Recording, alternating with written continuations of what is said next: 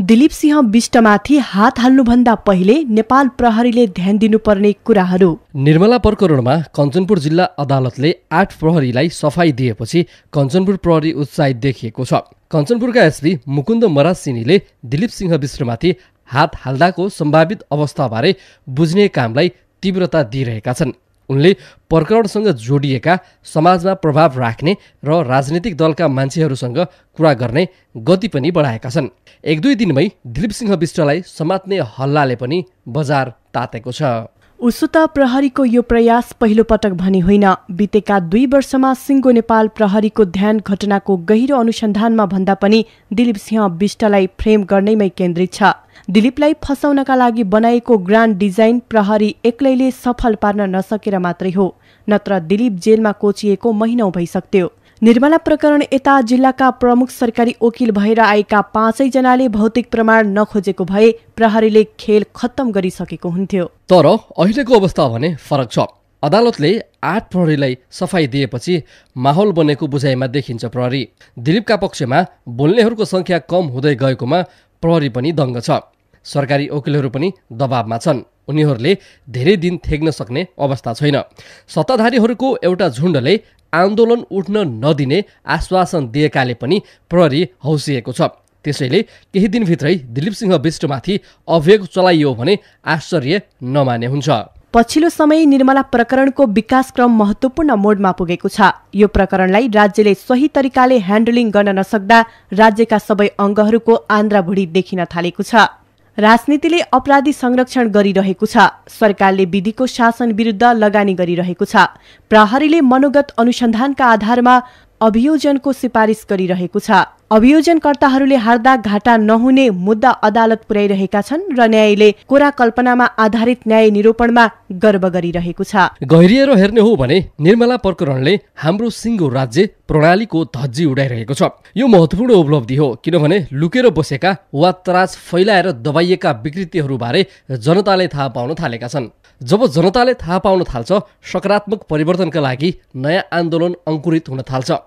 माथिको पृष्ठभूमिमा उभिएर अब दिलीप बिष्टलाई फसाउने प्रहरी प्रयासतर्फ केन्द्रित हौं। दिलीप सिंह बिष्ट नै निर्मलाको बलात्कारी हत्यारा हो र यो पंक्तिकार लगायतका व्यक्तिले उसलाई बचाउनकै लागि महेन्द्रनगरमा आन्दोलन भड्काएको र लगातार प्रतिकूल वातावरण बनाएको हल्लाबाट फिजाइएको भ्रमको आडमा नेपाल प्रहरी अगाडि बढिरहेको देखिन्छ। घटनाक्रमको सूक्ष्म अध्ययन गरिरहेका व्यक्ति र विशेष गरी महेन्द्रनगरवासीलाई यो हल्लाको अर्थ र उद्देश्य थाहा छ। एकैछिनलाई दिलीप सिंह बिष्ट नै अपराधी नै हो र यो पंक्तिकार र केही अधिकारकर्मीहरू जसरी भए पनि उसलाई बचाउन चाहन्छन् भन्ने मानौ। त्यस्तो हो भने मानसखण्डलाई दिलीप नै अपराधी हो भन्ने कुरा कि घटना लगत्तै थाहा भएको हुनुपर्छ कि 1 भदौ 2074 मा उसलाई उल्टा खामबाट पक्राउ गरिएपछि थाहा भएको हुनुपर्छ। मानसखण्ड वा त्यसका सम्पादक खेम भण्डारी उसलाई बचाउन चाहन्छन् भने किन हामीले चक्रदेव बडुलाई उम्काउनको लागि लडाईँ लड्यौं? दिलीपभन्दा झण्डै 10 दिन पहिले उखुबारी नजिक घर भएकै कारण एक गरिब र निमुखा ब्राह्मणको छोरालाई फसाउने अन्तिम चरणमा प्रहरी थियो।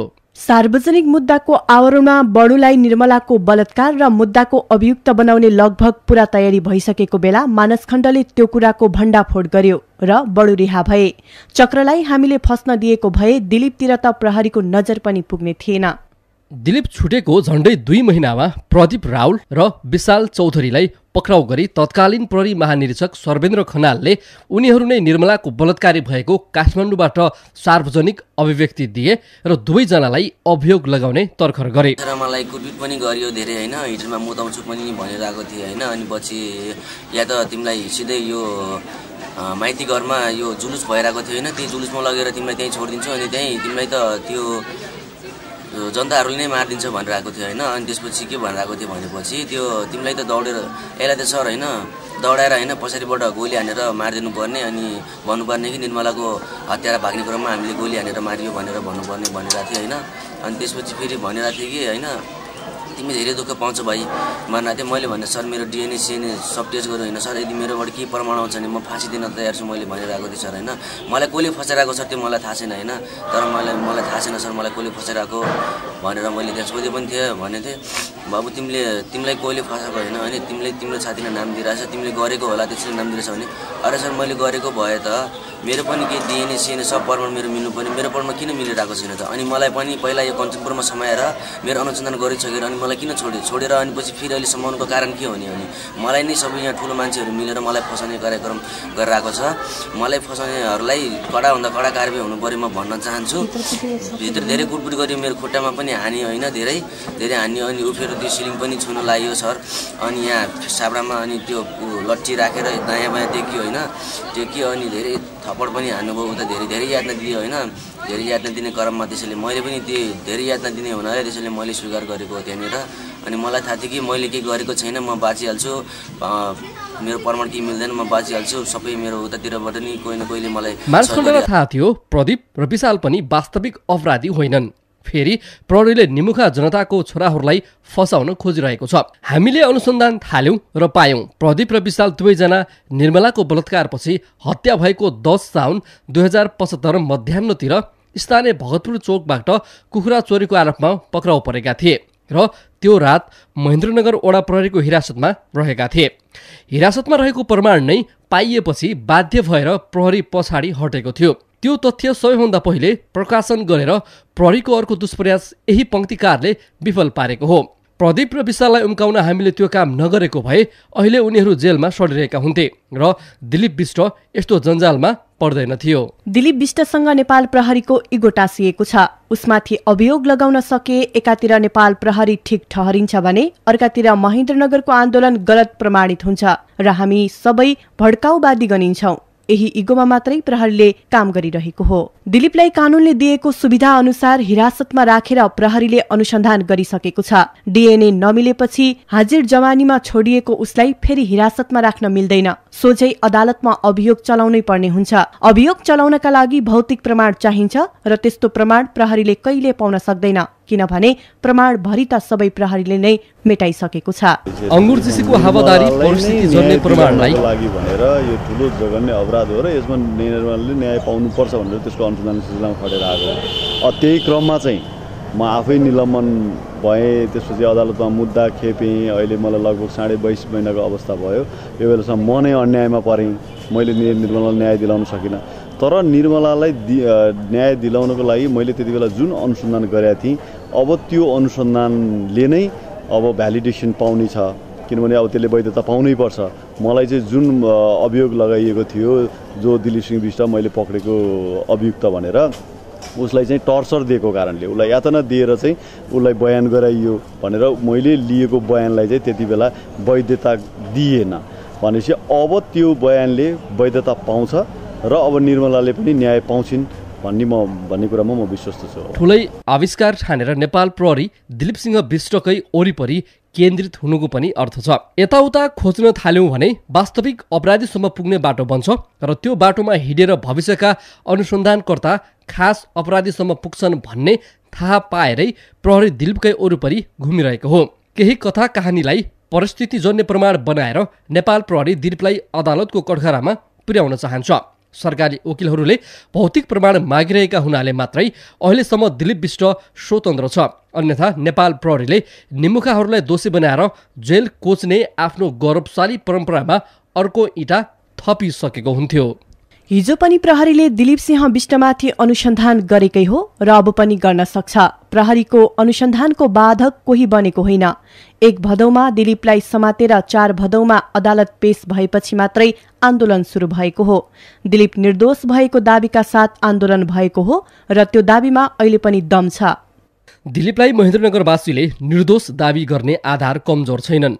निर्मलाको शव पाइएको केही दिनमै यहाँ कञ्चनपुरमा जीवन घरती र दीपक नेगी पक्राउ मात्रै के परेका थिए। गृहमन्त्री रामबहादुर थापा हुर्किएर चलिरहेको संघीय संसदमा पुगेर ठोकुवा गरे। अपराधीलाई प्रहरीले पक्रिसक्यो। आफन्तहरूले प्रहरीमा दिएको जाहेरीको आधारमा अपराधमा शंकास्पद मानिएका कैलाली जिल्ला मोहनयाल गाउँपालिका 5 बस्ने वर्ष 22 को जीवन घरती मगर र कञ्चनपुर जिल्ला भीमदत्त नगरपालिका 5 बस्ने वर्ष 17 को दीपक नेगीलाई नियन्त्रणमा लिई अनुसन्धान भइरहेको छ। निजको शव पोस्टमार्टमका लागि महाकाली अञ्चल अस्पताल पठाइएकोमा घाँटी 18 मृत्यु भएको भनी पोस्टमार्टम रिपोर्टमा उल्लेख भएको छ। उनले संसदमा बोली नसक्दै प्रहरीले जीवन र दीपकलाई छोडिसकेको थियो। गृहमन्त्रीको यो हतारोले नै हो शङ्काको बिउ रोपेको। चक्रदेव बडुलाई फसाउन कञ्चनपुरले प्रयोग गरेको हत्कण्डाबारे महेन्द्रनगरवासीलाई थाहा भइसकेको थियो। अधिकार कर्मीदेखि समाजका अगुवाले बम दिदीबहिनीमाथि अनुसन्धान गर्न लगातार माग गरिरहे पनि तत्कालीन एसपी दिलीराज विष्टले लिएको पोजिसनले जनमानस आक्रोशित थियो।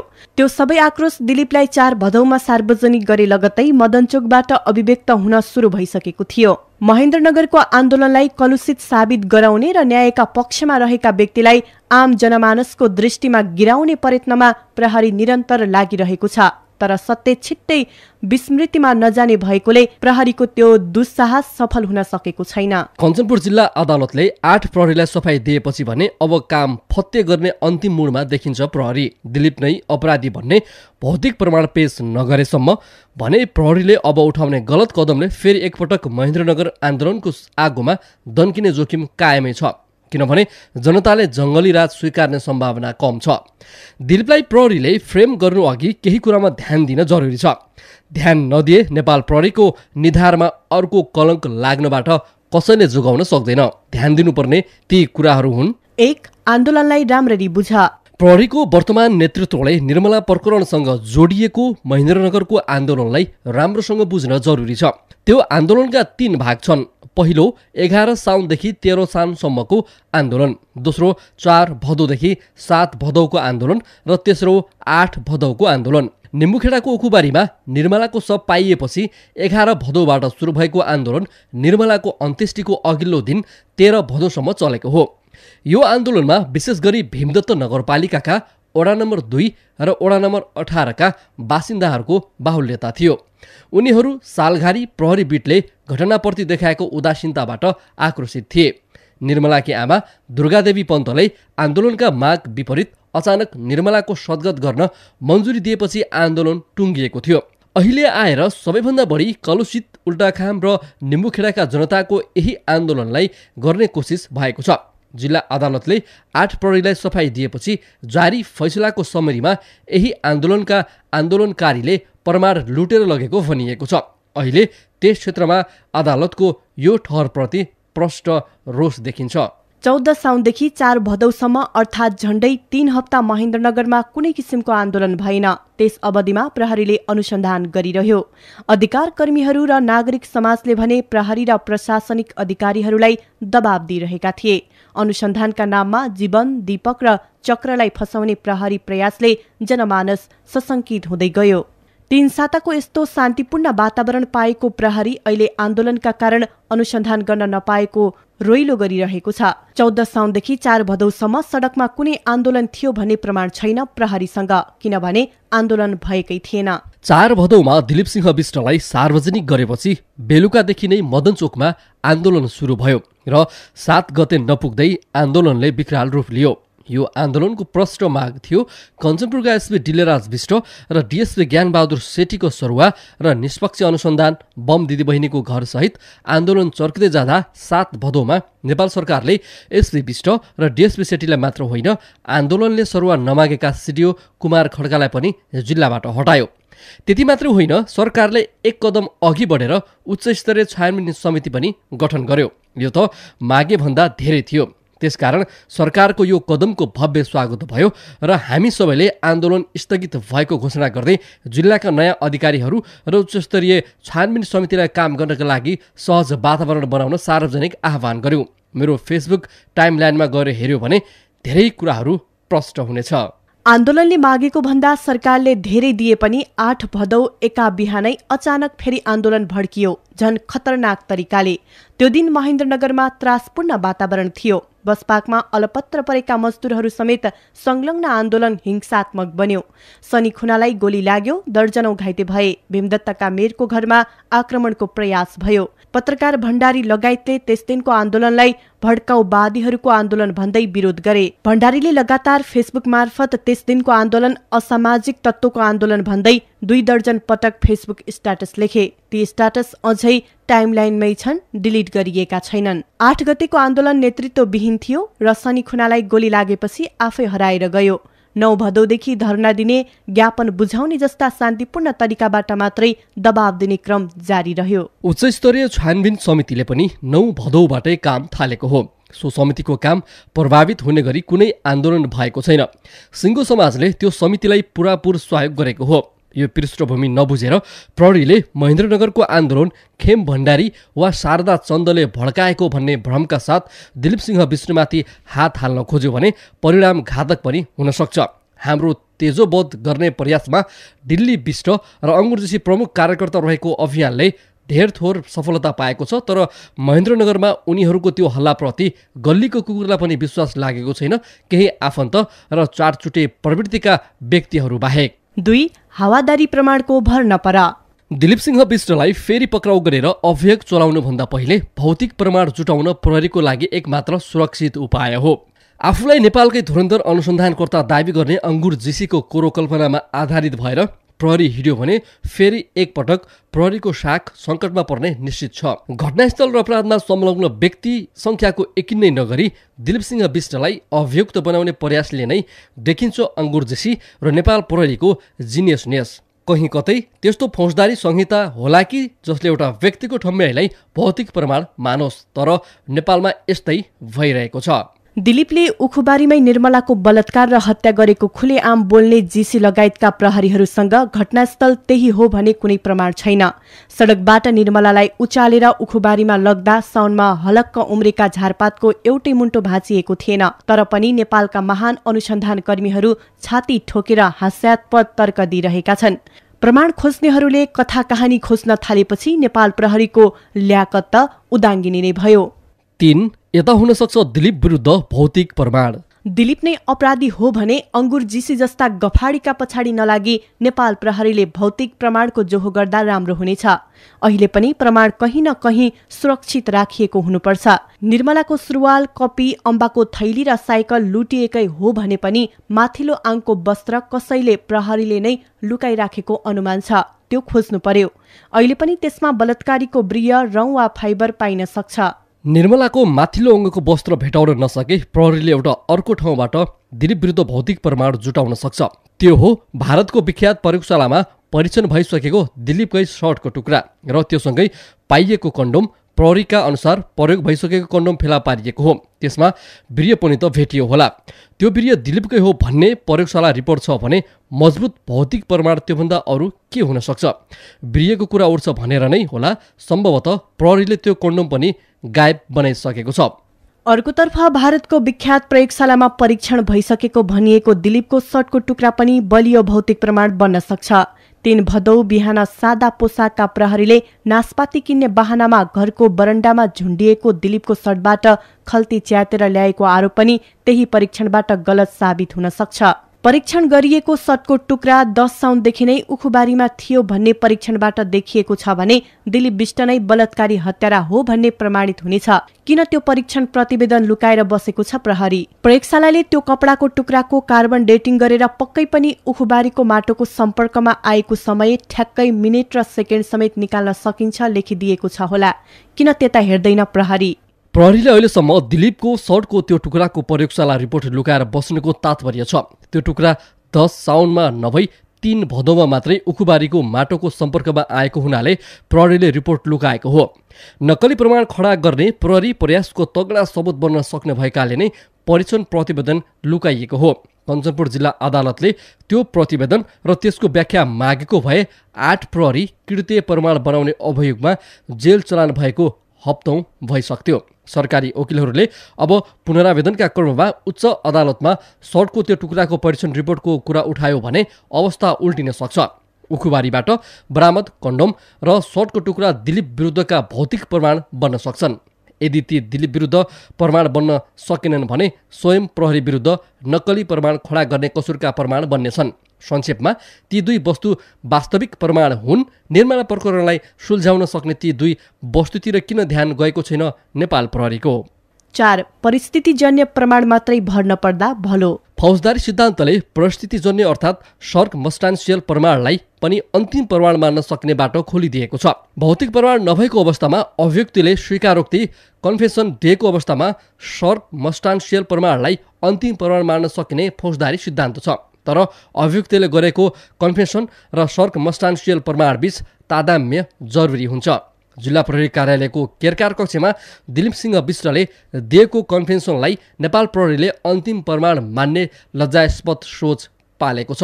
त्यो भिडियोमा बलात्कार गरी मारिदिने सहमतिपछि निर्मला हाँसी दिलीपसँग गएको जस्तो देखिन्छ। सिमलको रुख छ भन्छ, तर 1 किलोमिटर वरपर सिमलको रुख नै छैन। सुरुवालको खल्तीबाट 20 रुपियाँ झिकेको भन्छ, जबकि निर्मलाकी आमा स्वयंले सुरुवालमा खल्ती नभएको बताएको भिडियो सामाजिक सञ्जालमा भाइरल बनेको थियो। भगतपुर चोक गोपाल गुरुङको पसल भन्छ, जबकि त्यो क्षेत्रमा त्यस्तो नाम गरेको व्यक्तिले अहिलेसम्म पसल चलाएको छैन र त्यो नामको व्यक्ति सिङ्गो भगतपुरमा बस्दैन। यस्ता धेरै असङ्गत तथ्य बोलेको छ दिलीपले त्यो भिडियोमा, जसबाट प्रश्न हुन्छ ऊ यातनाबाट त्रस्त भएर बोलिरहेको थियो। दिलीपले आफ्नो कन्भेन्सनलाई सत्य साबित गर्न कि भौतिक प्रमाण नै दिनुपर्छ, नभए ठ्याक्कै मिल्ने सर्कमस्टेन्सियल प्रमाण दिन सक्नुपर्छ। फौजदारी अपराध संहिताले सर्कमस्टेन्सियल प्रमाणले पनि कन्भेन्सन पुष्टि भएन भने कन्भेन्सनकै आधारमा अपराधी मान्दैन भन्ने सामान्य ज्ञान पनि नभएको हो त नेपाल प्रहरीलाई। अर्कोतर्फ दिलीपले 4 साउनमा सरकारी वकिल कार्यालय र म्याद थप गर्दा न्यायाधीशका अगाडि इन्कारी दिएको छ। प्रहरीको केरकार कक्षको बयान वा भिडियोलाई प्रमाण लगाउन मिल्दैन भन्ने नेपाल प्रहरीलाई थाहा नभएकै होला त। 5. माहौल आफ्नो पक्षमा रहेको भ्रम नपालेकै ठिक। 8. प्रहरीलाई सफाई दिने कञ्चनपुर जिल्ला अदालतको फैसला विवादास्पद बन्दै गइरहे पनि प्रहरीले भने त्यसलाई आफ्नो पक्षमा ठानेको छ। त्यो फैसला विरुद्ध पुनरावेदन हुने नै छ र न्यायालयले तल्लो अदालतले गरेका त्रुटि सच्याएर समग्र न्याय प्रणालीको निधारमा कहिल्यै नमेटिने कलङ्क लाग्नबाट रोक्ने नै छ। तर नेपाल प्रहरीले भने त्यो फैसलालाई जंगली शासन लाद्न सकिने छुटका रूपमा बुझेको छ। एसपी मरासेनी अहिले दिलीपलाई पक्राउ गर्दा आन्दोलन हुन्छ कि हुन्न भन्ने आकलनमा व्यस्त छन्, जबकि उनको ध्यान भौतिक प्रमाण जुटाउनतर्फ हुनुपर्थ्यो।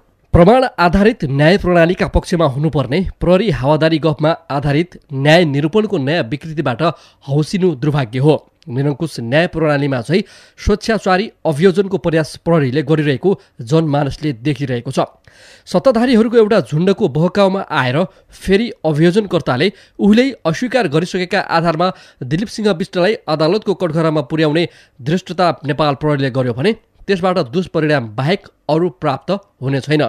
फेरि पनि हामी भन्छौँ दिलीप सिंह विष्ट नै अपराधी हो भने भौतिक प्रमाणबाट त्यो साबित गर्नुहोस्। भौतिक प्रमाणसँग प्रहरीको साइनो सम्बन्ध नै नहुने हो भने उसै पनि आजित जनमानसमा असुरक्षाको भाव बढ्नेछ र प्रहरीको स्वेच्छाचारितालाई जनताले नै तह लगाउनु पर्ने अवस्था उत्पन्न हुनेछ।